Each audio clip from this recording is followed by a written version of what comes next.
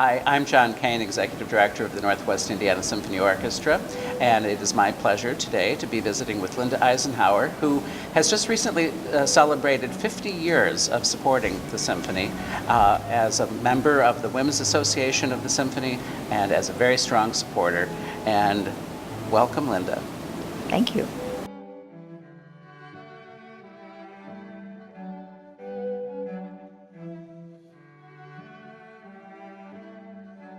Well, Linda, thank you for joining me to talk about your long history with the Northwest Indiana Symphony Orchestra. And congratulations. I know that recently the Women's Association acknowledged your 50 years of being involved. Right. That is such a long time, really. That's a remarkable long period of time for somebody to be involved with an organization, supporting it, and is still here to tell the stories. Right. Yeah. So you can tell us where all the bodies are buried, Right. as they say. So first of all, how did you get involved? Well, I was invited to join the Women's Association of the Gary Symphony's Board of Directors, their first board, which was being formed in June of 1965. And my friend and the incoming president was Joy Shoemaker from Gary at that time, then from Munster and now from Carmel. And we had been friends through JC's and JC's, and she invited me to come onto her board of directors. They did not have a board, so things were, she was able to invite her own people. So that's how I got invited. And at that time, I was teaching school. I didn't have a child yet. And so... Had you been to a concert of the symphony? Yes, I had. I had been going to the concerts from 1963 to 65. And who was the conductor back then? Leo Krakow. And tell me about him. Well, he was from Chicago, and he was the conductor of the pit band or pit orchestra at the Schubert Theater. The Schubert, which is now Broadway Playhouse, was very, very popular. That was the big theater in Chicago. And he was there in Chicago, and he was our conductor. And when I started in 1965, and the concerts were at IUN at that time. So. Okay, so they were at Tamarack Hall? Yes. Yeah, the old arts building. Yes, right. That has since come down. 640-seat auditorium. Yeah, well, that was a nice size. Right, it was, then. yes. How many concerts were performed back then? Only 4, and they were all classical. Okay, no pops. No pops. The pops had not yet been invented. No, the pops hadn't been invented. And who were the musicians back then? They were local people. They were teachers, dentists, and CPAs, and lawyers, and housewives. You had an undertaker too, didn't you? Yes. Wasn't it? I remember seeing... His name was Clarence Huber, and he played violin. We could accompany the funerals. In another setting. And so what was the first big project that you got involved with? Well, the first project, and when I came on the board, she asked me if I would chair Symphony Week in Gary. Remember, we were the Gary Symphony. Right. And the mayor at that time was A. Martin Katz. And I chaired this Symphony Week. And A. Martin Katz's wife was Dorothy Katz, and she was a member of what we call the big board. The board. Well, you would want to have the mayor's wife on the board, right, yes. wouldn't you? And one thing I remember about Dorothy, she had gone to the American Symphony Orchestra League conference in Atlanta, and she had come back with a fundraising idea, and they were symphony seals. And you would buy a sheet of them for, in those days probably for $1 or something. And they were light blue, and they said Gary Symphony Society on them, and you would put them on, an envelope, on the back of the envelope, and you'd seal it or somewhere. And that was one of the first things I remember them ever selling. Like Easter seals? Yes, like Easter seals, yes. Nobody would know what Easter seals are anymore, probably. No, I still get them in the mail. Oh, okay, good. Yeah, so they still exist. They still exist. And so they were symphony seals, and that was really not from the Women's Association, that was from the board, but we helped them sell them. Yeah. So there's always been the Symphony Board, governing board, right, and then the Women's Association having its own board. Right, that's absolutely right. So you were first involved with the Women's Association only? Right. But you got invited onto the big board pretty quickly. Very quickly. Because you 2 were years out later. selling flowers on Broadway. Right. Yes. What are some of the other projects that you were involved with the as the Women's Association? Well, member? our first, we were selling flowers on Broadway, and one of the things that we did, and we helped the actual board of directors do what they called their SOS sale.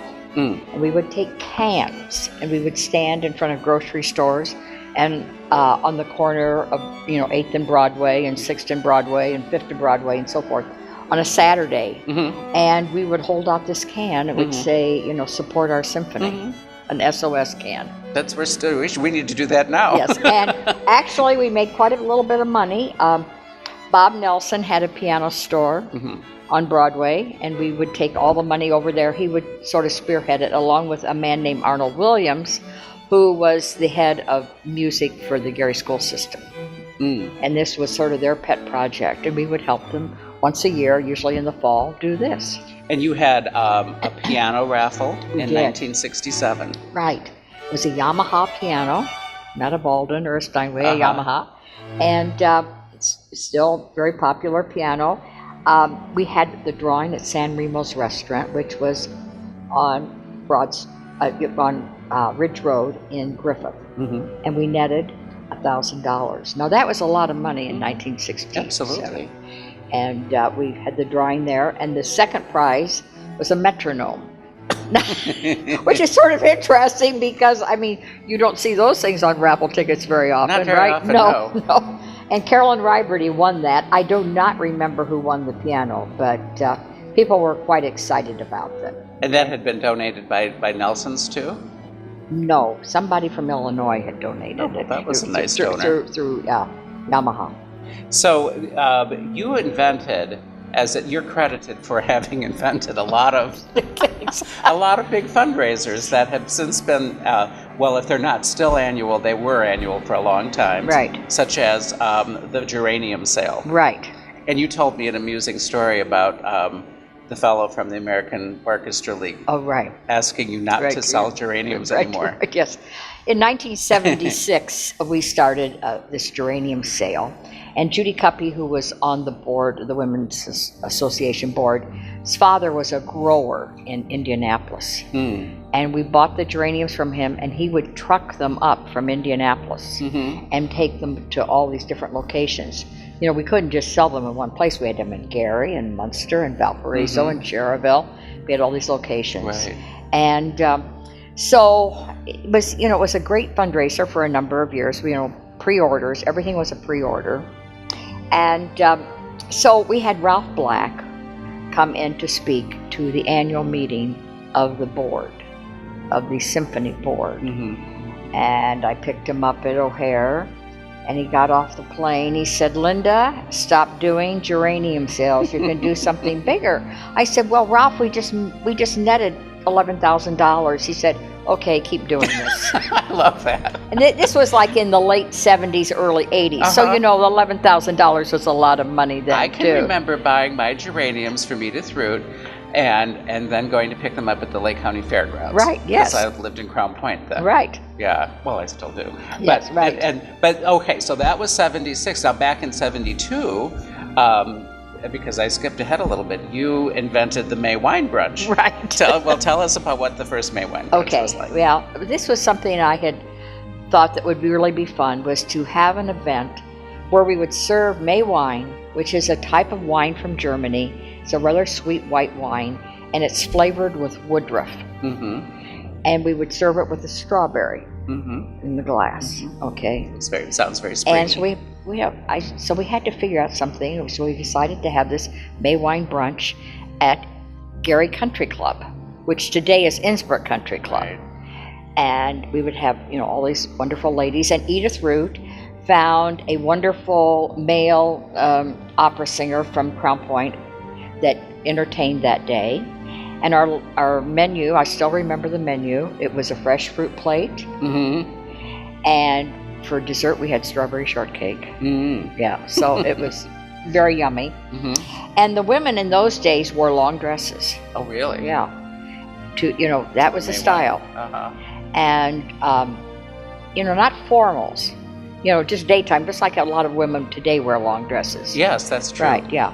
And hats. We didn't have a hat contest, but a lot of them wore garden hats. I see. That was very popular. So it was sort of like, were these like midi length dresses? No, they were they're the floor length yeah, dresses floor in the middle of the day. Yeah, but they weren't Not sequins. No, not sequins. Not sequins. Summery. Yes, right.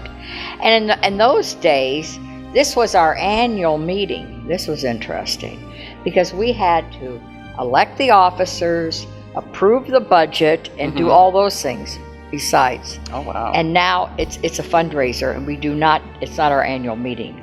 We do not approve budgets, Right. and we do not elect officers at that. That would It's just a fun party. Yeah, and right. there's entertainment. Yes, for people. right. And you have vendors now.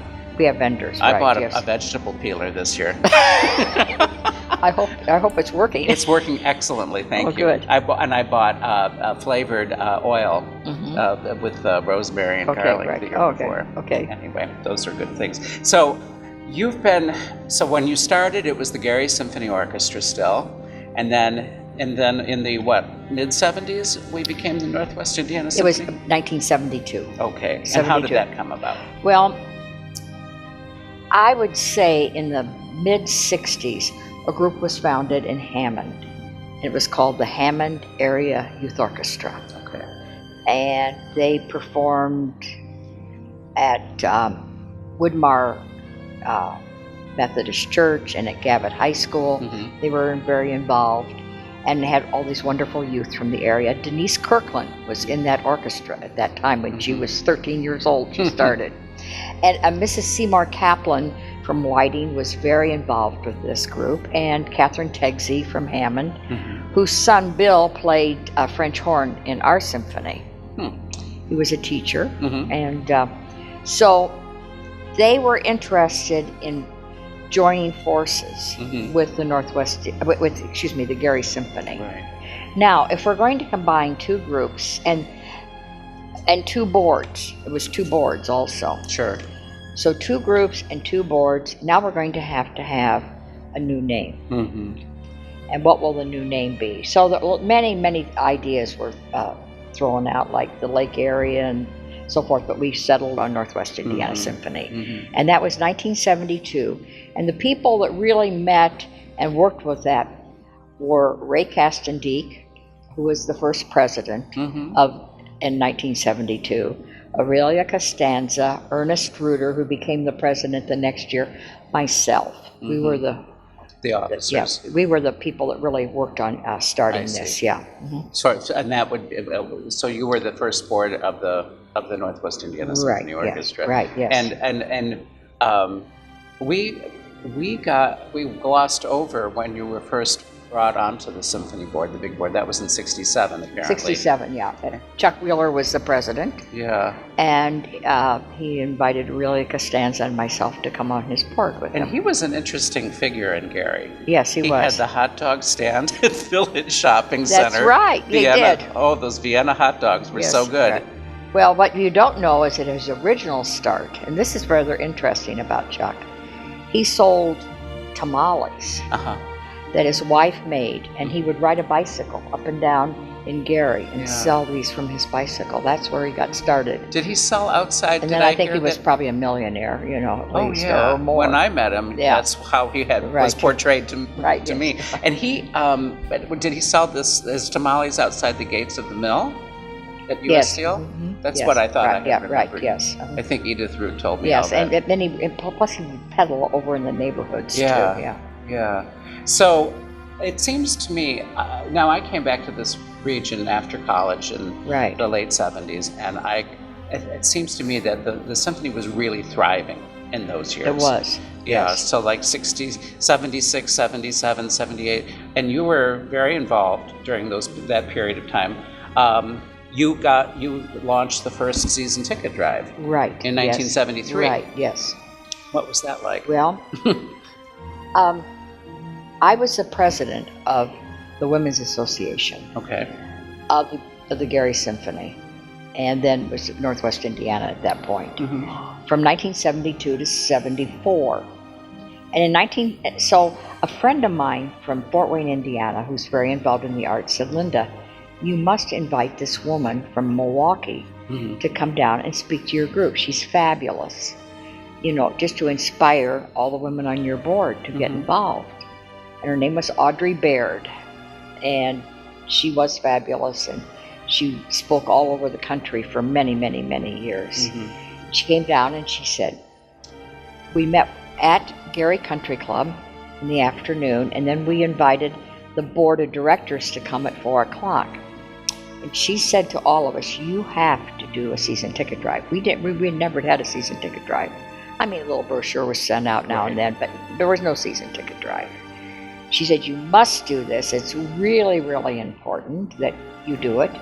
And Ernest Reuter looked at me and he said, Linda, do you think you can do this? I gulped. I said, well, we'll try. Yeah. And I asked Barbara White if she would, Mrs. Dean White, if she would be our chairman. And she was. And we sold 1,400 season tickets that first year. A phenomenal number. I know. And the next year we sold 1,800. Now, how many concerts were on the program at that time? I think we had about 5 at that time. Okay. Yeah. And performing in high schools in those years, or? Basically, yes. Yeah. Yeah. We performed different places over the years. We were at IUN for a long time, and then we moved out, and we wanted to, especially when we joined with the Hammond Area Youth Orchestra, it was very important that we bring the west side of the county and the east side of the county together. So we would have like Saturday night at Munster and Sunday afternoon at Maryville High Schools. Okay, and sometimes we would have Crown Point High School, and we would, or every once in a while we'd go to Valparaiso High School, but we would reach out into the community because this was so important that we had different high schools involved and different areas, different towns, because no one seemed to want to drive very far. Yeah, yes, well, right. that is the problem. We live in a big region geographically. It doesn't seem like it, but it really is. It is, yes. And people are kind of focused on their own community. Right, and where I live in Lakes of the Four Seasons, it takes me 1 hour to get to this venue here. To Munster. Yeah. Yeah. Well, Not to Munster, but to Performing Arts Center. It does. Yeah. Right. Yeah, it's a long way. So that was. But anyway, our season ticket drive was really, really successful. We started with a summer party at Barbara White's home in Holiday Creek. Lived next door to where you do now, John. Yes. Yes. And she had a swimming for the symphony party. And we had all the captains. We built this whole thing on captains and workers and so forth, all the way down. You had it very structured. Yeah, very structured. And then in the fall, we had what we called box lunch, BACH, at the Holiday Star, which is today the Radisson. Right. Yeah, it was, or the Holiday Inn, in the beginning. Yeah, right, yes. So it was a luncheon, and Audrey Baird came and spoke, gave her inspirational speech. We had a style show. We did everything. Yeah. We were pitching season tickets and styles. You pulled out the stops. We pulled out all the stops.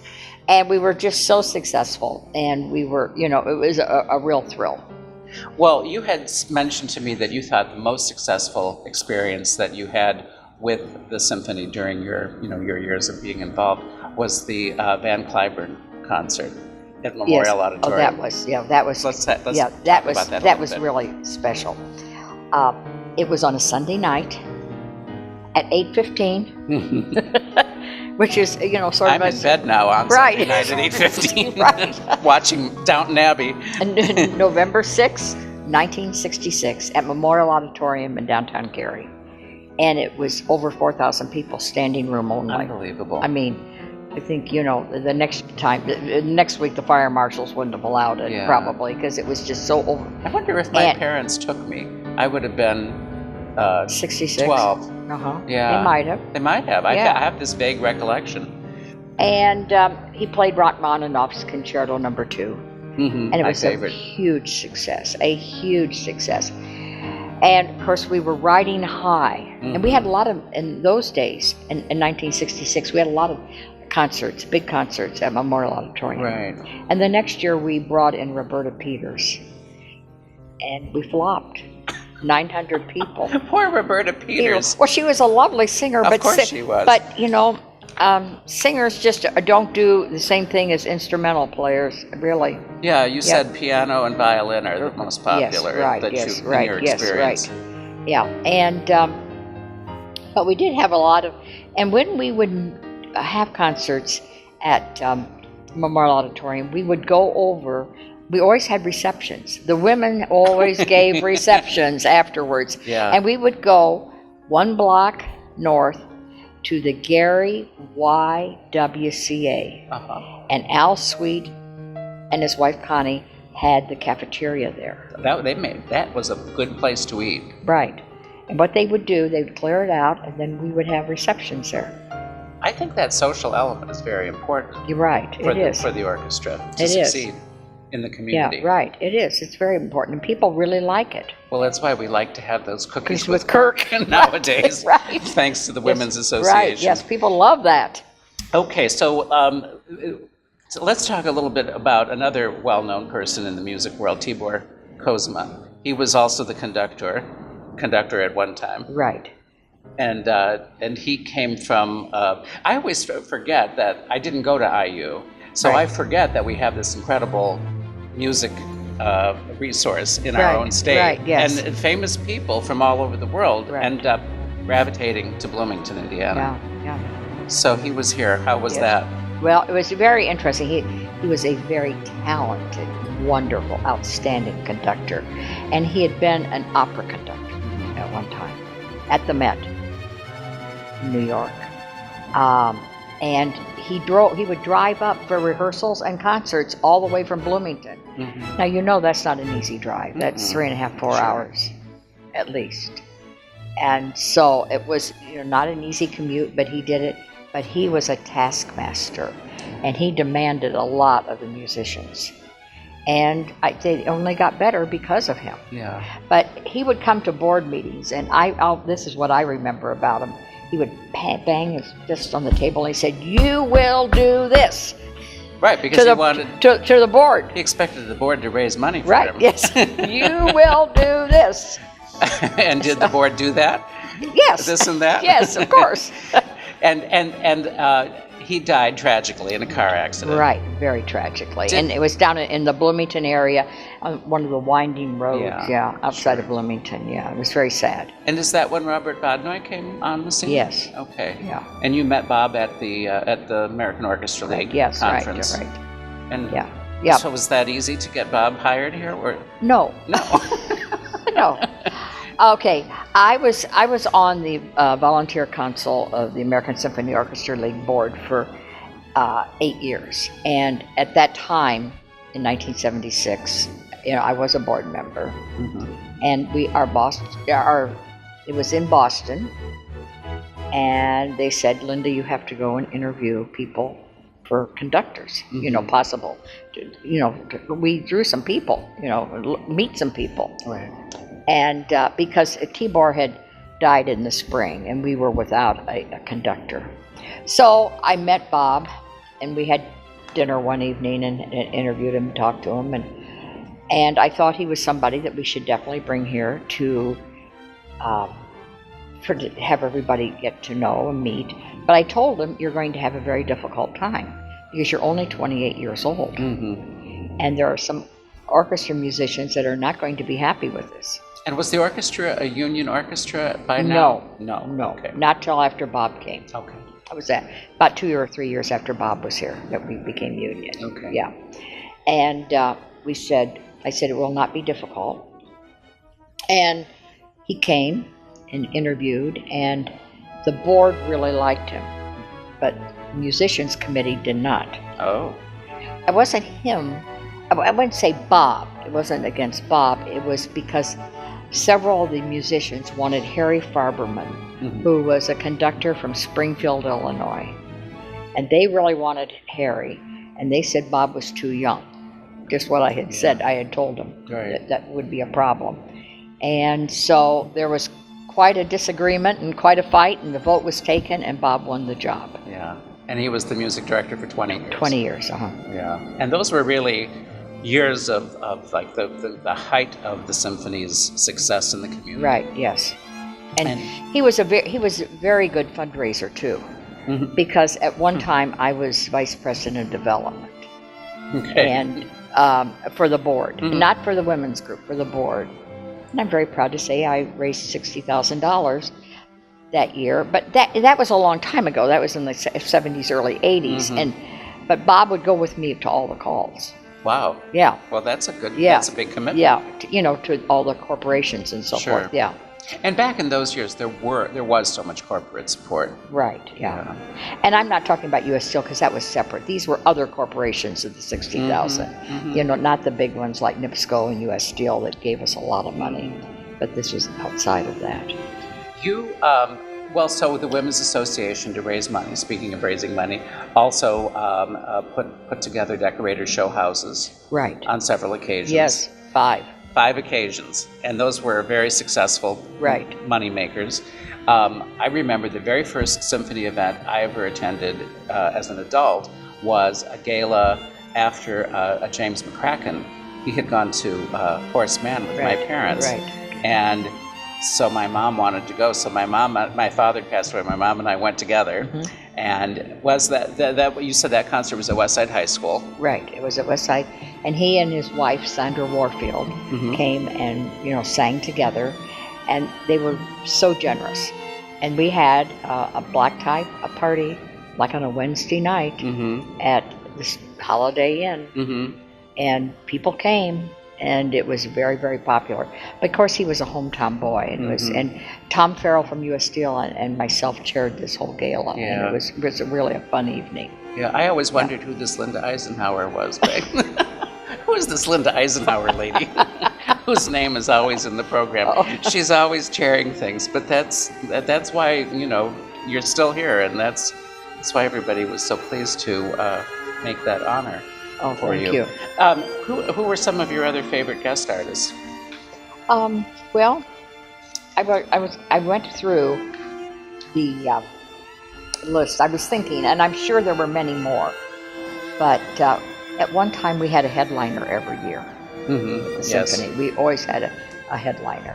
And, of course, the gala for Jim McCracken was wonderful.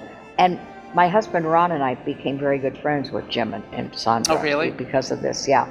And he was honored at Indianapolis, and he had us as his guest there, along with the Farrells. And then we went to Ravinia to see him. Oh, nice. Yeah. And he was singing with Marilyn Horne at Ravinia. And so we went backstage afterwards, and she pops out of her dressing room. She said, "Oh, Jim gets all the attention." And she was so cute.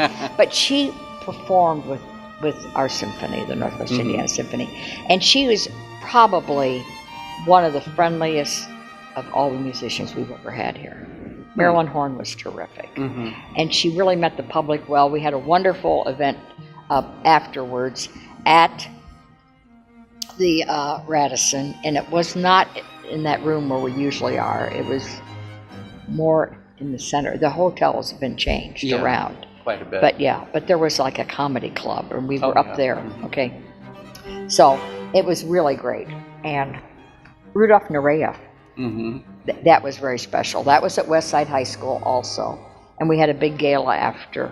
That was really spectacular to have him. I don't remember that. That must have been while I was in college or something. Could have been. Yeah. And but that was very spectacular.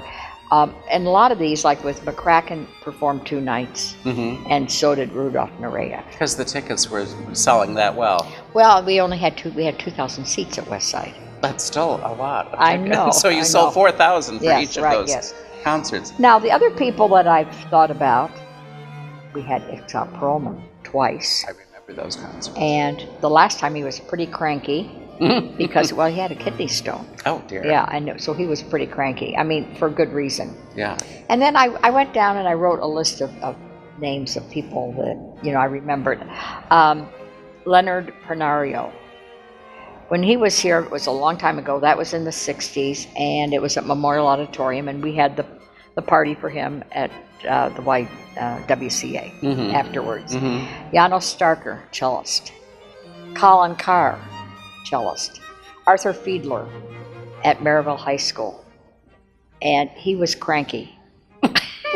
He was but cranky funny. too, huh? He was funny, though, but he was, But he was cranky with the musicians. Yeah. You know, he told the timpani player, you better go get some new timpanis. So, Shirley Jones several times. Hosea Turby. Dale Clevenger at Maryville High School. He was the principal French horn at Chicago Symphony for a number of years. And we also had Ados Herzog, the principal trumpet player for many years at Chicago Symphony. Many, many years. Virgil Fox, organist. Judy Collins. Frank Sinatra Jr. Sylvia McNair, who's now on staff at IU in Bloomington, wonderful singer, and Carol Lawrence. Now, those are the ones that I, just off the top of my head, without going through the archives at IUN. No, there have been lots of, and more, and even more than that. So I guess a way to wind this up might be to, and we didn't rehearse this, but to ask you, what is your, if you could pick just one memory of the symphony, of your experience with the symphony for over 50 years, what would it be? That's your favorite. Oh, that, I don't know. That would be really, really difficult to say. There's so many. Yeah, there were so many wonderful times. I think you ought to hear a little bit about how difficult those early years were. When I was the president, we had no office. No. We had no answering machines, no cell phones, no computers, no texting capabilities, nothing. And where was the office? On my dining room table. And or at some restaurant. The Sweets owned several restaurants, Connie and Al Sweet, and they were always gracious to let us come over there. We would do all our mailings. Everything was in file cards, little file card boxes, with all the names and so forth. We hand did everything. Yeah. Things were not easy. Well, you and Barbara White did that first season ticket drive on her kitchen table, didn't you? Right. Or was it on your dining room table? My dining room table. Okay. And our son came home from school and said, ask her, are you going to move in with us? And then, okay, now we have to seat the house. Right. These 1,400 tickets. So there was nobody on the staff? No, there was no staff. There was no staff. This is 1973. Yeah. And so Peg Fifield in Holiday Creek in Crown Point agreed that we would use her house. Oh, that's nice. And then Phyllis Sancy, who lived nearby, came over and helped her. And then Edith Root and myself, we'd get together and we seated everybody. Boy, Holiday Creek, where I live, that was a hotbed of the symphony getting started. Right. I feel quite proud. And then we hired our first real. We had a sort of a self-appointed executive director, but our first executive director that we really hired was Jeff Rubin. And that was in 1974. And he came here, and we didn't have an office. We had nothing. Yeah. And so Ann McFerrin, who was the executive director of Planned Parenthood, said, and she was on the board of the symphony, she said, well, I can give him a little cubicle in the Planned Parenthood office down on Washington Street in Gary, about 7th and Washington, and he can have the use of my secretary part-time. So that was the early days. That's where he moved in.